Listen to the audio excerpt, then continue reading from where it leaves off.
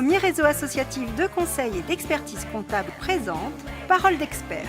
Serre France, c'est bien plus que de la comptabilité, c'est du conseil.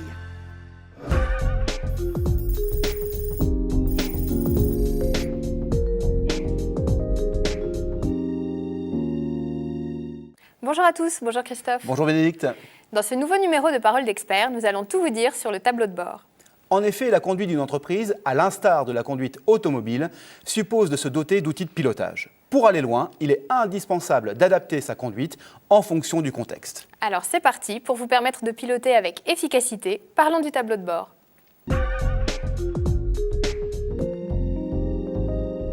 Un tableau de bord est-il indispensable pour piloter l'entreprise ? La réponse est évidemment oui. Sinon, à quoi bon se fixer des objectifs, mettre en place un plan d'action commercial si l'on ne vérifie pas le niveau de réalisation des actions engagées ?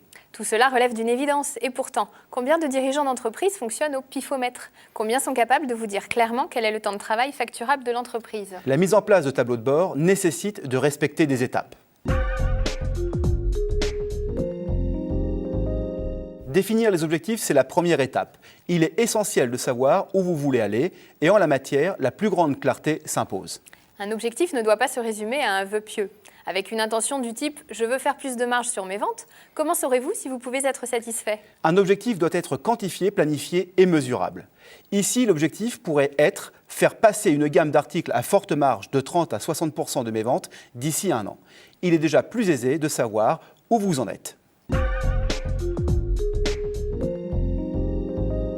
Vos objectifs étant clairs, l'étape suivante consiste à savoir comment vous allez suivre leur réalisation. Il faut alors identifier des indicateurs de mesure. On distingue plusieurs indicateurs possibles. Les indicateurs commerciaux, il s'agit par exemple du nombre de devis réalisés ou acceptés, du nombre de prospects démarchés, du nombre de ventes par secteur et par produit, ou encore de l'évolution du panier moyen. Après les indicateurs commerciaux, les indicateurs de production. Ce sont par exemple le tarif horaire réel, les heures facturées, le niveau et la rotation des stocks, le respect des plannings ou encore la marge.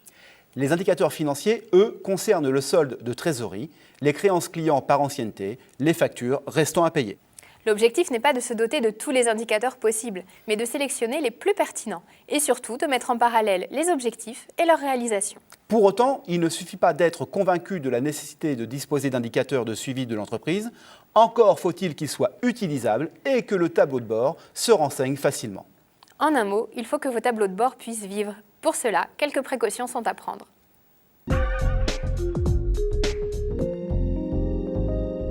En premier lieu, un tableau de bord doit être renseigné régulièrement. Si vous faites ce travail une fois de temps en temps, c'est-à-dire quand vous avez un creux dans votre emploi du temps, il est plus que probable que la durée de vie de ce tableau de bord sera éphémère. La gestion du tableau de bord doit faire partie de vos tâches, au même titre que les devis ou factures. Quelle est la bonne fréquence pour alimenter un tableau de bord ? La réponse est à géométrie variable. Au minimum, 1 fois par mois, mais si la nature de l'activité l'exige, 1 fois par semaine. Par exemple, un magasin de produits alimentaires dont le tableau de bord intègre la gestion des stocks aura peut-être tendance à suivre ses ventes et achats de produits à la semaine plutôt qu'au mois. En second lieu, il est recommandé de ne mettre que les indicateurs dont vous avez besoin, car un tableau de bord n'est pas une situation comptable. L'un des pièges à éviter consiste à rechercher l'exhaustivité.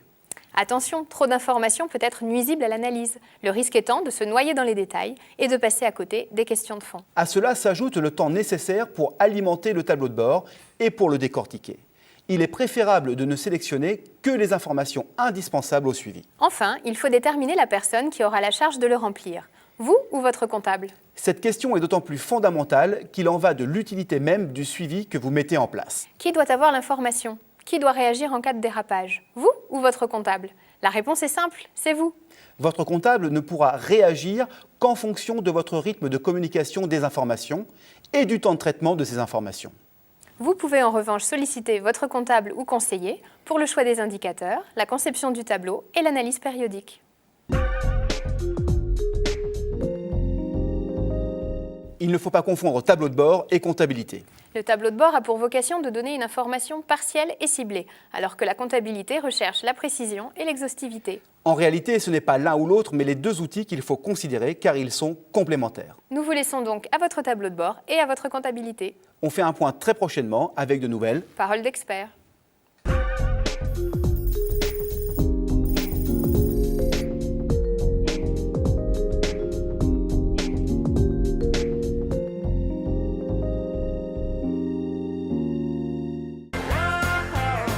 France, premier réseau associatif de conseil et d'expertise comptable, vous a présenté Parole d'expert.